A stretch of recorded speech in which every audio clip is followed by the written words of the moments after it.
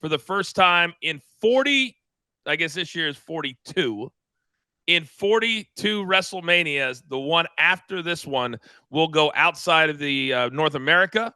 It will go to Saudi Arabia.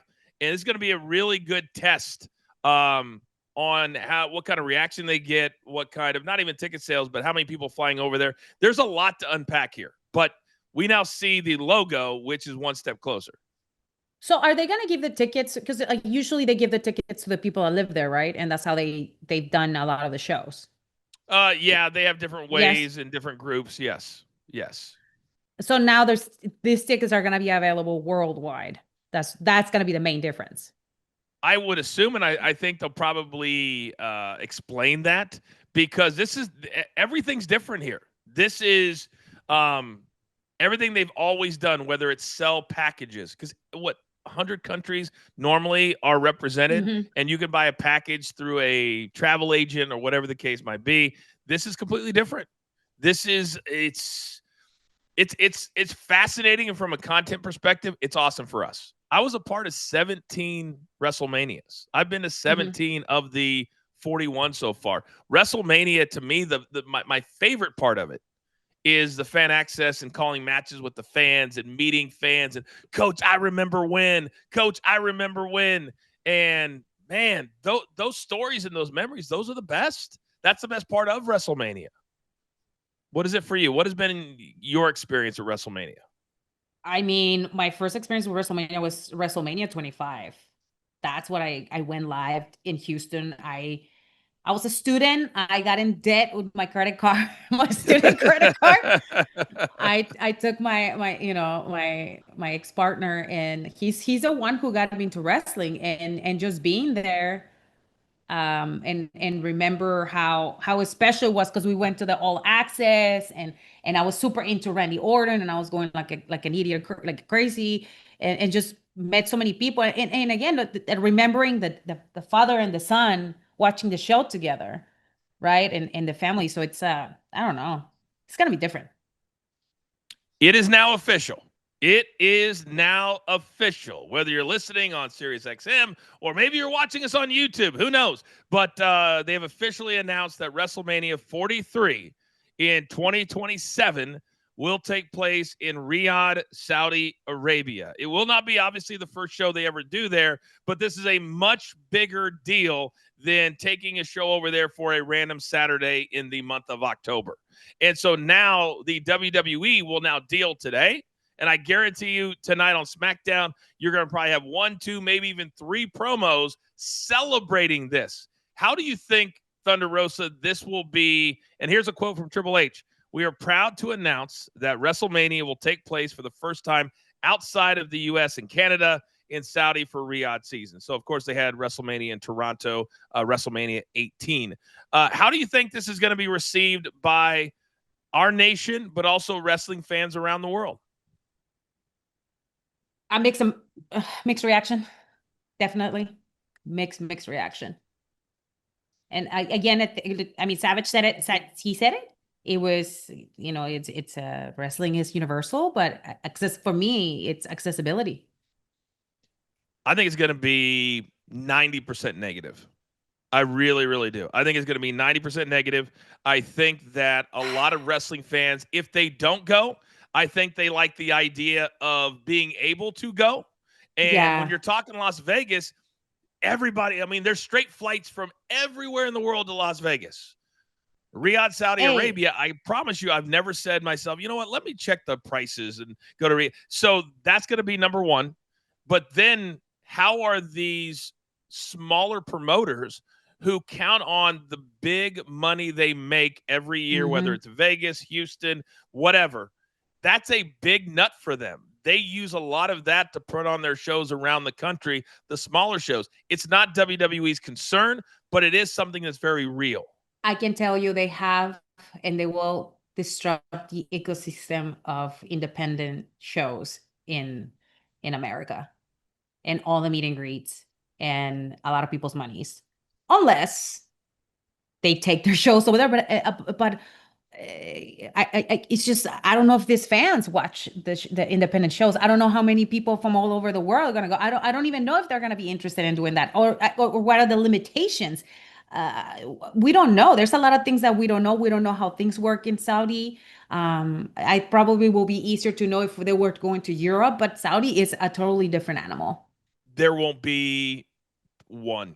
I don't think there will be one other show, because when the shows happen here, whether it's a streaming podcast, whether it's an actual show at a smaller venue, you have tons of those that you can use for very inexpensive purposes when you're in a city like Las Vegas. Yeah. But can you stream from Saudi Arabia just normally like you would on Verizon or T-Mobile or all the different Wi-Fis that you have here in the States? Because remember, when we travel around the country, around the world, one of the biggest things is, can you get on a Wi-Fi? Something as simple as that could come into play. I think you can get on a Wi-Fi, but I don't know how difficult or how easy it is to like stream shows to make up the money that you invested.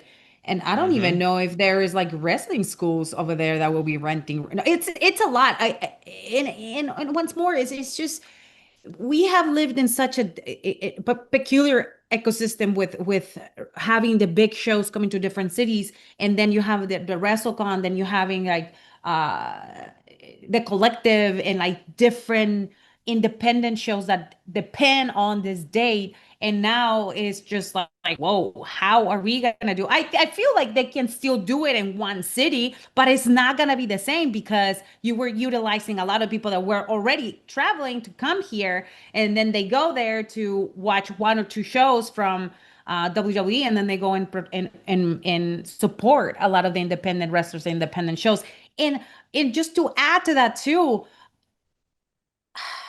it's just it breaks my heart because as someone who has been in different levels, as a promoter, as someone who attended a lot of the shows and make the little extra money, as somebody who was seen on these shows and got an opportunity in a bigger place, you're closing and closing and closing the door for these people in There's no general. doubt about it. There's no doubt about it. And now this is the second big announcement of the big four, because we know that in 4 months that the 2026 Royal Rumble is also going to be in Saudi Arabia. They have already announced other live events, I call them house shows, that are the week leading up to that event in January outside of the United States. Basically, the only live events that they do now, unless it's a big arena in New York or LA or somewhere, is when they're leading up to an international show, because they don't want the talent to be sitting over wherever it is. We recently saw it in Europe. If you're going to have a Raw and SmackDown, you want to put some shows on Tuesday, Wednesday, and Thursday, to Yeah. earn money for the company, but also to earn money for the talent.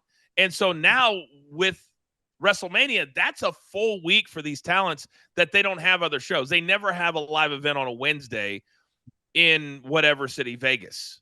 So now the other problem is this is the one time a year where, as talent, just like with the Super Bowl, you say, let's bring your family. Let's have your whole family here. We'll give you 2 tickets to WrestleMania, and it's become a family affair, not just for fans, but for the talent themselves, for the wrestlers themselves. So, are you going to bring your wife and your 2 kids to Riyadh? No. Probably not.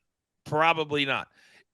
To me, this goes against everything that WrestleMania has ever been built on.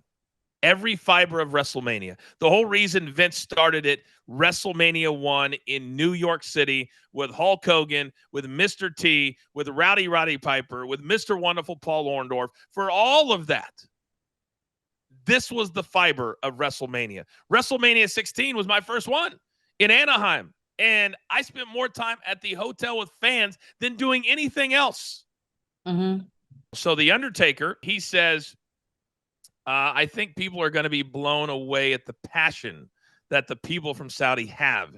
His Excellency has been an instrumental force in the growth of WWE in Saudi Arabia. I think people are going to be so pleasantly surprised at the kindness and the pouring out of the love and appreciation for what we do.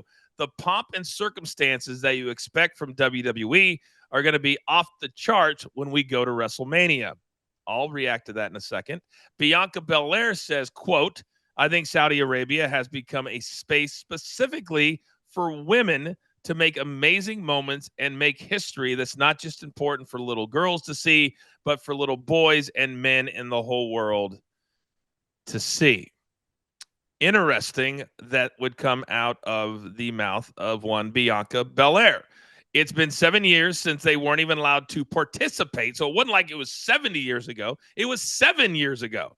And now they're allowed to participate, but there is not a female in that building, fan or worker, Thunder Rosa, that is allowed to show anything head to toe except for their hands and their heads. That's still it. To me, you're not far enough along to say we're going to bring our Super Bowl to a place that doesn't welcome everybody however they want to present themselves. Your reaction to that? Con dinero baila el perro. I keep telling you, con dinero baila el perro. They give the money, we're going to give you a show. That's it.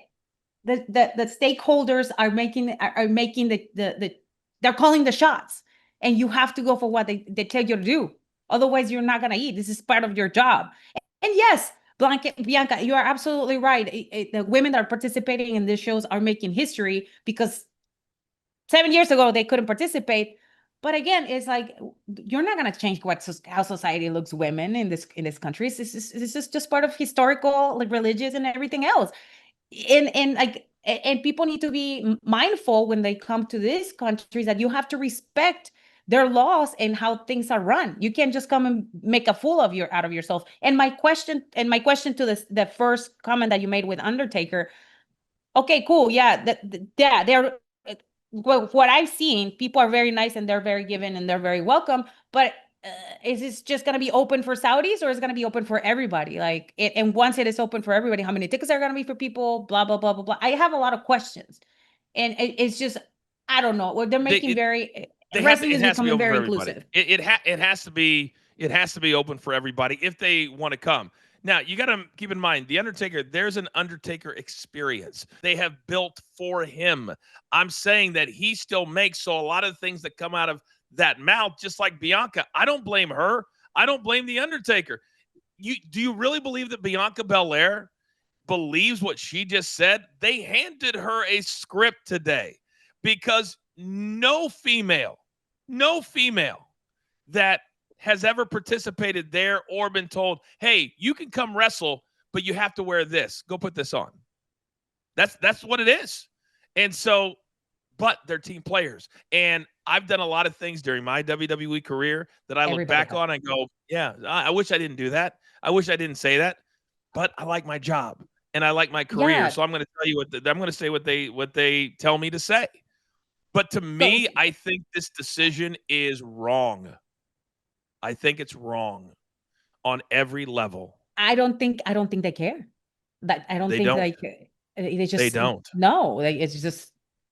This is what they're doing right now. But this is business, Coach. This is business. This is not personal. This is, But this is the one business, and this is why we have this content. This is why we have these discussions, and these can be frustrating discussions because we all love this business, and we've all spent tons and tons of times in this business. And to me, I know they don't care, but at some point, somebody's got to walk in the room with them and say, it can't be about the dollar, the last dollar that we can pick up off the street. It's got to be about our long-term viability. And this is why I thought when they signed a 10-year deal with Netflix, when you sign a long-term deal with ESPN and the money's already in the door, now we can start focusing, how do we go get more? How do we do something? And now think about their partners. They've made it normal now to have things going on inside. To me, it's not even about Saudi. It's not even about doing something there because they've been doing it. It's about the fans that are coming in for an event that it's not the Super Bowl. Super Bowl is about corporate tickets. Mm-hmm. Are we going to turn this into a corporate ticket thing? Is that all it's going to be able to afford to go? What would you say? Possibly. I mean, I feel like the market in professional wrestling, especially for WWE in the last 4 months, has changed tremendously. And they're focusing, as I mentioned to you earlier, on people that are 25 to 45 that make a certain amount of money. And if you can afford it, well, that you have ESPN, and maybe you can steal what I said, The VPN, yeah, the courtesy of VPN, Stephanie yeah, McMahon. Stephanie, and you don't have to pay. So it's All right, let me ask you this. From a talent perspective, mhm. and the dream is always, I want to be a part of WrestleMania. Yes. And we know this is going to be 2 nights, not 1 night. How do Mhm. you think the talent right now feels about this announcement? Well, they can have their own feelings, but if they want to be in WrestleMania, if that's the only WrestleMania they can be in there, guess what? They're going to be in WrestleMania. Unless you want to make a political stand and not do it. But if you're not on top, it's going to be unforgivable. It's just that it's business. You got to do what you got to do. Like you were saying you just now, it's you got to go with the flow and you got to do your job. Well, I can tell you this, that the talent that believes, I hate the word deserve, but thinks that they've earned the right to be a part of 12 matches a year, they're really going to be thinking about the other part of this. The talent they take to Saudi Arabia, they only take talent that's on the show.